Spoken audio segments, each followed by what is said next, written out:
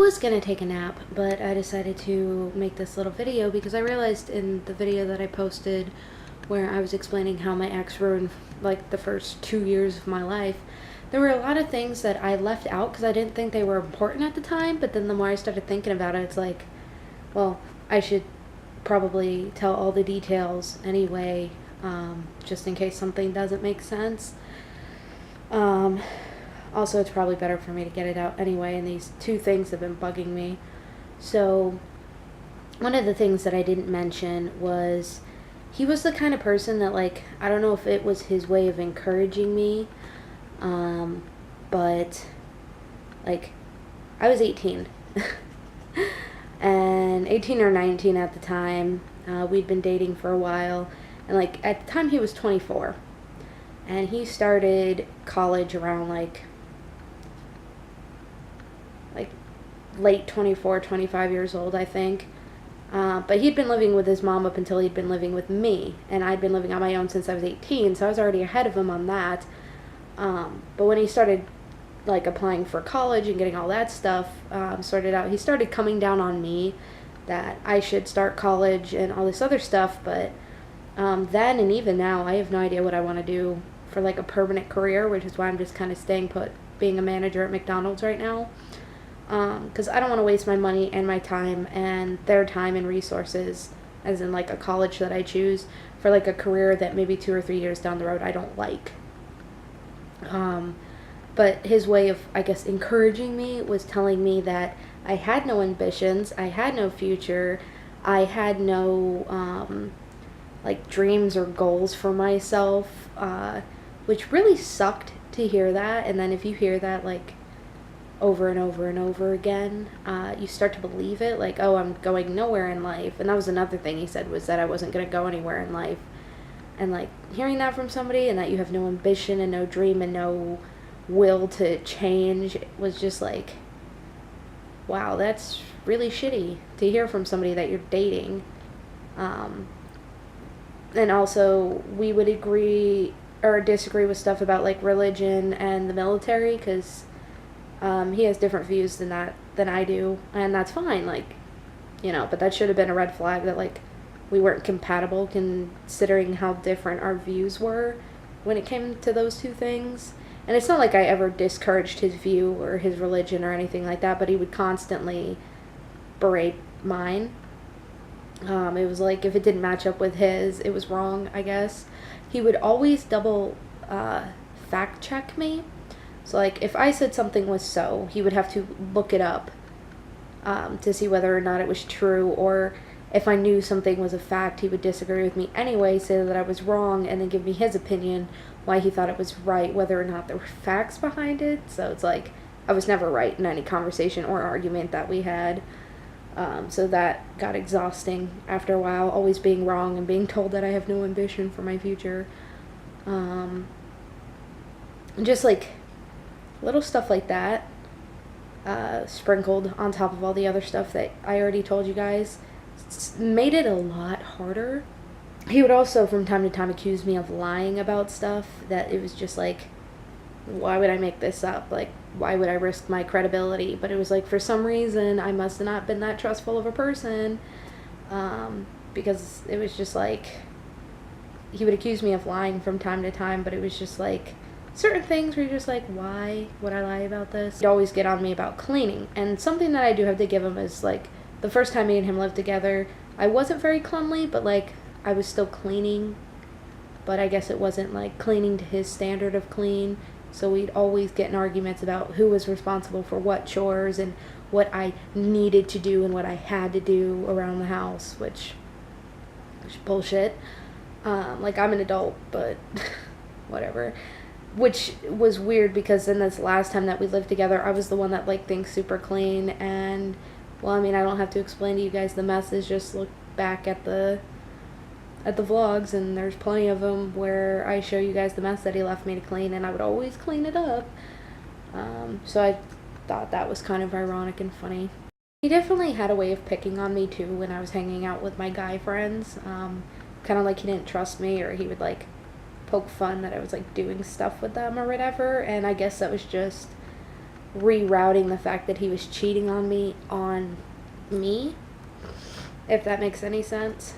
But he would also do that, and that was very annoying. Because, like I said, my phone was always unlocked, so it was like, I would tell him multiple times, you want to go through my phone and see that I'm not talking to anybody, like, I've got nothing to hide, but he would always say, no, I don't need to. But then, at the same time, I was never allowed in his phone, and we all know why, because then when I did get into his phone, I found out that he was talking to other people and being very unloyal. Oh yeah, and then, like, I don't know if I can't rightly remember if this was before or after I found out he was cheating on me, but I do know that we were living together at the time and obviously splitting up the bills and stuff. But there was one point where I'd lost my job, and it was like the day that I found out that I lost my job, right before I started vlogging, I think. Vlogging again, originally when my hair was short. And I told him that, and I was really, really upset, and I was really scared, and, like, I had 2 paychecks coming anyway, so I wasn't too worried about, like, where my money was going to be, but I knew I needed to find a job. But that whole time he was texting me how he wasn't going to help me with any bills, he wasn't going to help me with food, he wasn't going to help me with my cats, that I was completely on my own and I needed to figure out what to do. Now, like, if you're dating somebody, obviously they're obligated to take care of themselves, and that's fine, but, like, to come down on your girlfriend at the time like that, as soon as she loses her job, like, I'm already upset, I'm already scared. I don't need you pressuring me with how you're not going to help me at all, and that I'm completely on my own. And we were living together, and so I also had to hear this verbally, and it was very discouraging, and it just made things so much worse at the time. And that's actually when I picked up smoking cigarettes, because I just got so fucking stressed out, and I was so fucking scared, and I had no idea what I was gonna do. And then I ended up, like, going to the gas station and picking up a pack of cigarettes, which was probably the worst mistake of my life, but, I've made a lot of those. Oh yeah, and then the last thing I think that I need to clarify was one of the things that drew the line for me, other than the fact that, like, we would have sex and he would go into the other room to talk to the girl that he was cheating on me with. There was this night, it was the vlog of the, like, boxing fight or whatever. That night seemed really good on camera, but behind the scenes, I was drunk because I was upset, because on our way there, we picked up one of his friends, and what really tipped me off that night was the fact that he referred to his friend, like, he referred to me to his friend as just his roommate and just his friend, and that broke my heart because I didn't really understand why he would do that. And so I got super, super upset, and I got myself drunk to try to have fun and forget the night, which was true. But then the drive home with me and him was very emotional because I was super upset, and, like, I guess he partially felt bad or whatever because, like, he was super cuddly with me that night, but it was just, like, I think because he knew he fucked up saying that in front of me. But it was also making me think, like, why, if I'm not his girlfriend, who is, but yeah, those are just a few things that I wanted to clarify, because I knew that it didn't really make sense, or it seemed like maybe there were some holes, and, like, these instances that I'm explaining were just sprinkled throughout the relationship, before I found out that he was cheating on me, and before I moved, and then after I found out that he was cheating on me, I can't rightly remember when, how long after,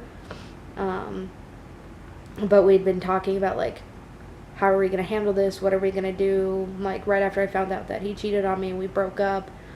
And it was after I had called my mom and said that maybe I should move back, that he actually bought a plane ticket for me without really telling me to go back to Jersey with my mom. And I freaked out about that because it wasn't his decision. He had no right to kick me out. I should have stood my ground. I shouldn't have left.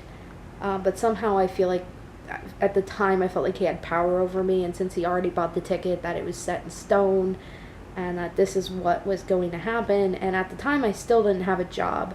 But right before I moved back in with my mom, I got a job offer that I ended up denying. I should have taken it and stayed, but I didn't. I just listened to him and let him manipulate me into moving out. But I was very upset about that because I had friends, and I loved, and I still like Duluth. I do. It's a very gorgeous place to live, and it's a lot safer than New Jersey. But it was just the fact that, like, I let him manipulate me in almost every aspect. Like, he manipulated me through keeping me scared and keeping me feeling like crap about myself. And he can disagree all day long and say it was for 100 different reasons. But again, this is just how I felt in that situation and how he made me personally feel and think. And again, when you hurt somebody, you can't tell them that they're not hurt. That's not your choice at that point. If you say or do something that hurts their feelings, it hurts their feelings, and you're not allowed to tell them otherwise. But yeah, I just wanted to clarify that. I also don't know when I'm going to film the second half. I'm really busy with work. As far as my schedule says, I should be able to post something on the 20th or the 21st, because I have both of those days off, so we'll see what happens. Anyway, I will talk to you guys later. See ya.